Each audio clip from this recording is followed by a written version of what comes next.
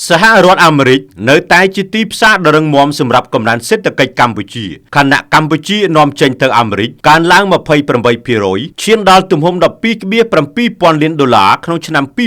2025សហរដ្ឋអាមេរិកដែលជាបងធំទី1របស់ពិភពលោកទាំងផ្នែកយោធានិងសេដ្ឋកិច្ចនៅតែជាទីផ្សារមូលដ្ឋានដ៏រឹងមាំសម្រាប់ជំរុញកំណើនសេដ្ឋកិច្ចជាតិរបស់កម្ពុជាខណៈកម្ពុជានាំចេញទៅកាន់សហរដ្ឋអាមេរិកកើនឡើង28%ឈានដល់ទំហំ $12.7 លានក្នុងឆ្នាំ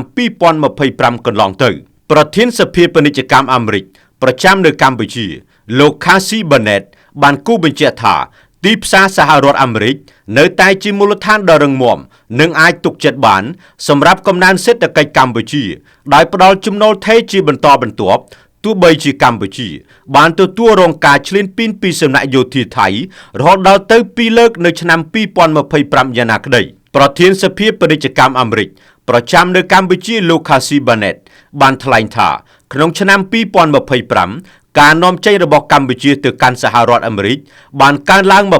28%ឈានដល់ទំហំ $12.7 លានអាមេរិកការកើនឡើងគួរឲ្យកត់សម្គាល់រួមមានការនាំចេញស្បែកជើងដែលកើនឡើង 52% ឬមានទំហំទឹកប្រាក់$869 លាននិងការនាំចេញសម្បកកង់ដែលកើនឡើង 45% គិតជាទឹកប្រាក់ចំនួន $1.1 ពាន់លានលោកបញ្ជាក់ថាតាមលក្ខណៈរដូវកាលការនាំចេញរបស់កម្ពុជាទៅកាន់សហរដ្ឋអាមេរិកជាទូទៅធ្លាក់ចុះនៅត្រីមាសទី4ព្រោះអ្នកលក់រាយអាមេរិកស្តុកសម្លៀកបំពាក់ច្រើននៅត្រីមាសទី3ដើម្បីត្រៀមសម្រាប់រដូវត្រឡប់ទៅសាលារៀននិងរដូវលក់ពេលថ្ងៃបុណ្យចុងឆ្នាំអស់រយៈពេលជាង26ឆ្នាំមកនេះសហរដ្ឋអាមេរិកបានក្លាយជាប្រភពចំណូលដែលអាចពឹងផ្អែកបានសម្រាប់កម្ពុជា